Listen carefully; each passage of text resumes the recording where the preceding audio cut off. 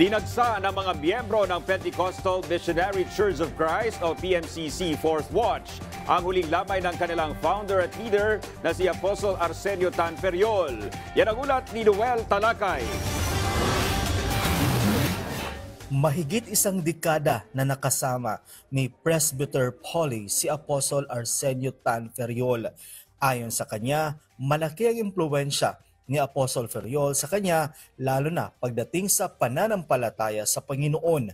Siya ilarawan ng mabuting ama ng sambahayan. Ang kanyang pagmamahal, ang kanyang pagmamalasakit. Ito'y isang larawan ng kanyang pagiging mabuting halimbawa. Lumipad pa galing Amerika si Presbyter Erwin para lang magbigay pugay sa huling gabi ng nasabing apostol. Para sa kanya, isang dream man of God at great man of God si Apostol Ferriol. The entire church are grieving right now, and so the place where we are cannot really accommodate everyone. Ilan lang sila sa higit 40,000 mga miyembro ng Pentecostal Missionary Church of Christ o PMCC Fourth Watch na dumalo sa ika-14 na gabi o huling gabing lamay ni Apostol Arsenio Tanferriol, ang founder at leader ng nasabing religious group, matapos itong mamaalam sa edad na 88. His departure here from earth is not our total loss. We believe that we will see him again.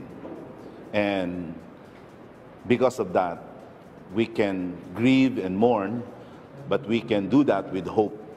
Nakalagak ang kanyang labi sa AATF Sports Complex, Imus, Cavite. Dito sa areang ito, dito naman nakalagay yung mga larawan at mga deskripsyon kay Apostol Arsenio Tanferriol. At lahat ng miyembro ng PMCC Fourth Watch ay dumadaan dito para mag-alay ng kanilang bulaklak.